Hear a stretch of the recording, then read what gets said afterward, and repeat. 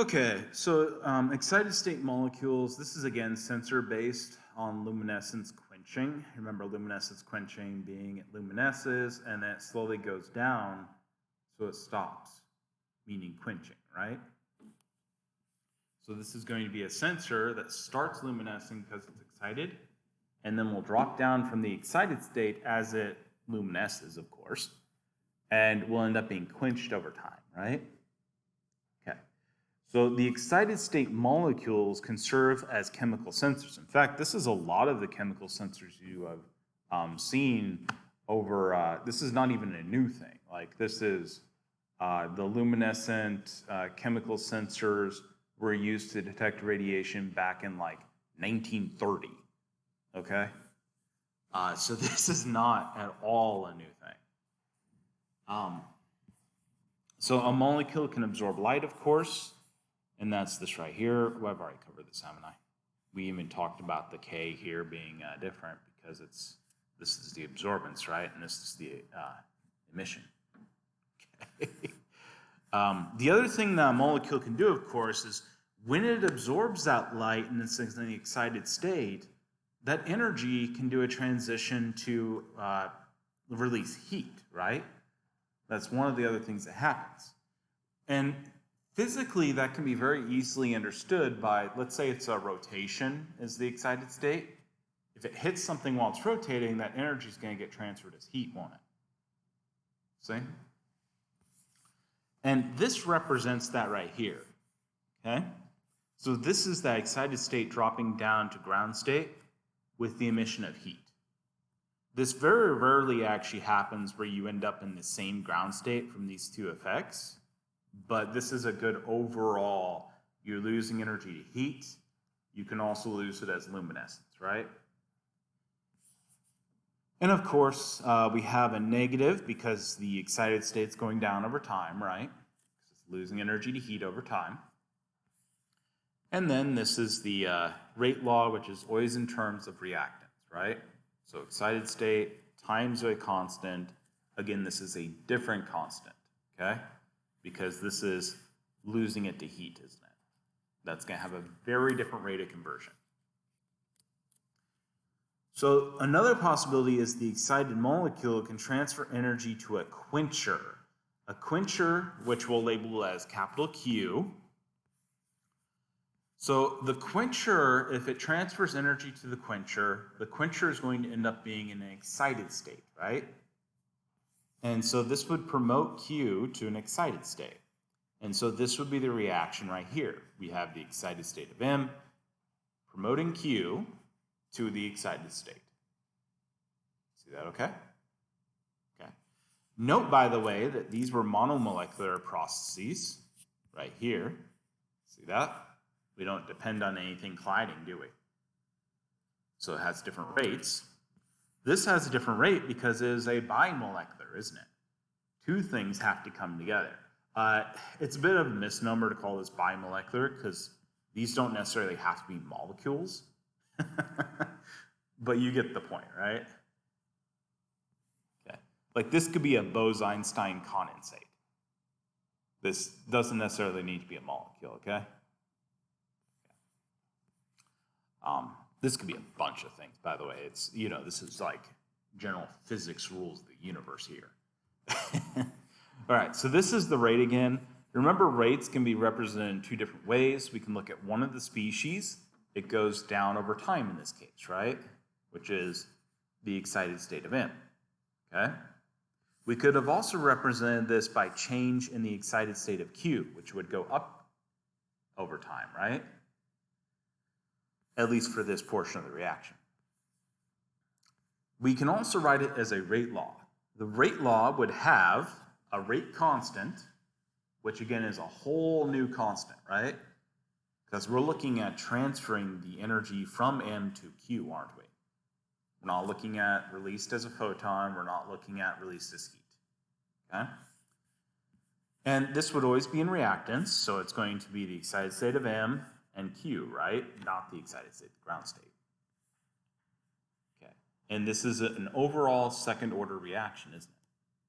Why is it second order? Because you have to have two things coming together, don't you? Okay? So this would be your rate of the appearance of the excited state here. Again, that's from that previous slide. That's the absorbance, isn't it? Okay? The rate of disappearance of that excited state would be these terms here. So again, that's the emission there, that's the heat transfer, and that's the quencher right there, isn't it? Those are the three different factors that are going to take your excited state of M and cause it to lose its energy. Okay? Is anybody not understanding anything here so far? Did I lose anybody anywhere? No? Okay. So remember that if we're in equilibrium state, we're going to have these set equal to each other. So if we set these rates equal to each other, there is making the excited state, here's losing the excited state, right? Shit.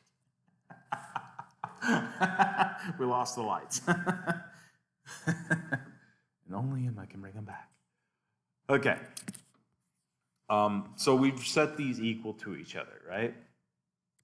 And that would give us this equilibrium state. So this then is a quantum yield. This is the fraction of absorbed photons that produced the desired result. So again, quantum yield, fraction of absorbed photons that produce our desired result, would be the photons emitted per second divided by the photons absorbed per second. So this is essentially the emission rate divided by the absorption rate, right? Notice that this is then those same rate laws we looked at before, isn't it? That's all we're looking at again. So on the top would be the emission rate, on the bottom of the absorption rate, right? Okay. So let's look at without a quencher first, because that will be the simplified form, right? So the quantum yield for emission in the absence of quenching, you don't put anything that would quench this in there, would be this form right here. Notice your concentration of quencher is 0, right? And so this entire term here goes to 0. So all you're left with is everything in terms of the excited state, aren't you? See that? So you have the concentration of excited state everywhere, and then here you have the Ks. So the quantum yield can actually be expressed in terms of these constants, can't they? Because the concentrations all cancel out. And so you have the constant of emission. Whoops.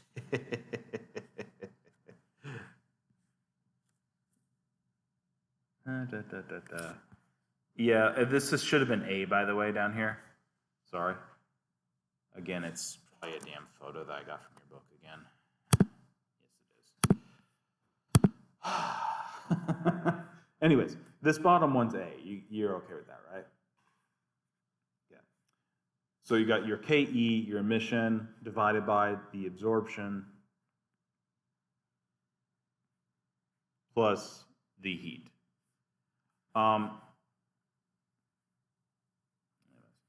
So your quantum yield with quenching would be the addition of this concentration of Q down here. Okay? See that? You'd have your constant of the quenching times the concentration of Q then. And that would be having something that would absorb that energy from there. So we measure the emission in the absence and in the presence of a quencher for these sensors based on luminescence quenching. By the way, all of this, remember the purpose is to have a sensor for something that would change its quenching based on it, right? So this term is very important, isn't it? See that? That's the reason we have these two terms we're looking at, okay? Because we're making a sensor whose luminescence is going to change when you add something to it, and that change is going to be based on the amount you add to it, right? Okay, because it's a sensor. All right. So again, this is in the absence and presence of a quencher. We should see some sort of change because we're looking for a sensor here, aren't we? The relative yields are going to be given by this equation, which is the Stern-Volmer equation. Note this is the quantum yield 0 and quantum yield Q. So quantum yield 0 over quantum yield Q would be given by this total equation here. Notice this does simplify because you have several terms that are the same in here, right? And so this simplifies to this right here, which is a much more linear looking equation, isn't it? So you have like a mx plus b. Okay. There's your slope, there's your thing that changes, your variable, and then this should be plus 1, right? Okay, if you plot these, so you plot the quantum yields, just as it is here, that's your y. By the way, those quantum yields are analogous to your intensities. Cool, huh? Please note that your intensities are actually reversed this time. So your intensities are your intensity 0 over intensity for Q when you have addition, rather than the other way, right? That you're used to seeing. Okay, we flipped. Okay. And if you plot these, so you take points and plot them, right? And you fit them with the least squares. What you would get is a slope would be your constants here, which would be the KQ over KE over KD. And your X would be your concentration, wouldn't it? And so you can do the same thing you do with like Beer's law, right? Where you take like 3 or 4 knowns. Usually you want to do more, but whatever. Fit a line to it, and then you could find a unknown within that range just by its intensities, right? Which you can measure just from your absorbances. It'd be easier to do transmittance, but whatever. If you did absorbances, you could still measure that, right? In this case, you would normally do transmittances, by the way, or something analogous to it, because it is a luminescence. But you'd essentially flip, okay? Keep in mind, though, this is a luminescence, and so you're looking at this being brightest and then coming down from that, okay? Okay, so let's look at this. Color plate 20 shows tiny dots of light from a fluorescent silica beads shot into living cells. 2 dyes are bound inside of each porous bead. When illuminated with blue light, one dye emits green light, which would be around 525 nanometers. That would be the specific coloring of that light, right? Those quotation marks, by the way, if anybody listens to this later. Wavelengths are the color of the light, right? The other emits red light, which would be around 610 nanometers. So in this case, why we're using this is oxygen is a good quencher. So the oxygen in, say, a cell or blood is going to cause quenching of this luminescence for this sensor, isn't it? Okay. So this affects the red dye, but not the green. So the red dye is going to be quenched, but the green dye will not, right? Why is that nice?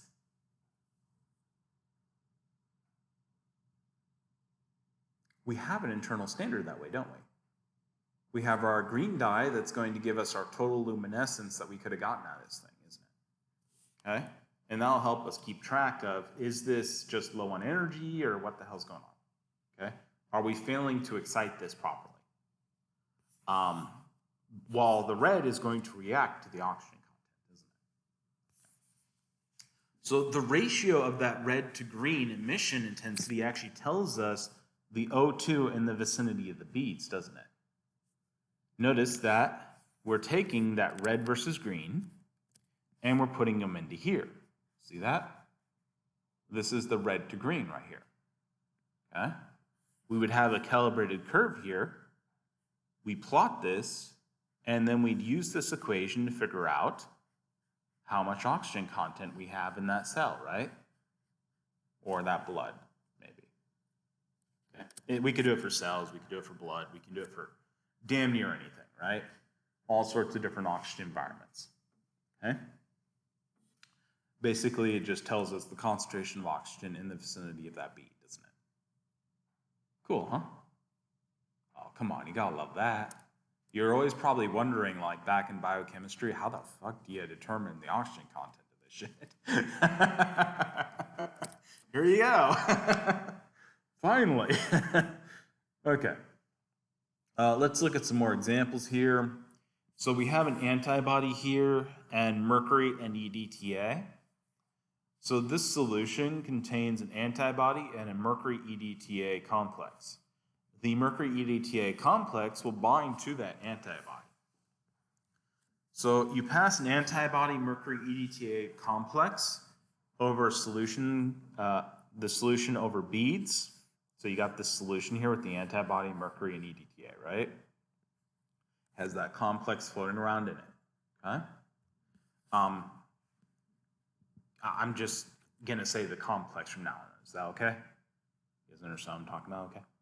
Okay, so you pass that over the beads here. This is gonna be the beads that you pass it over. It's a MMA bead. It covalently attaches to the mercury EDTA, okay? So what you're going to see here is it's going to covalently attach to these beads. So you have these mercury EDTAs covalently attaching to the beads. The unbound species are going to wash away. So anything that doesn't bind to the bead will wash away. However, some of these antigens are going to bind to those beads, right? Because again, that's that same complex formed. See that? So some of the free antibody will bind to our beads, which have that mercury EDTA complex on there. So the next thing you do is you have this AU nanoparticle bound to the second antibody. That second antibody will recognize the first antibody. So you put that in solution, you pass it over the beads. The second antibody is going to bind on that first antibody that is currently bound to our beads, right? This stuff is washed away, it's gone, okay? Don't worry about that anymore. Okay.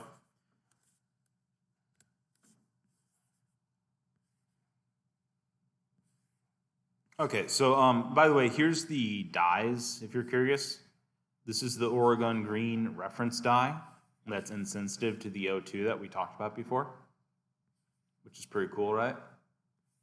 And then this one right here is the RU2 dye. This is sensitive to the O2.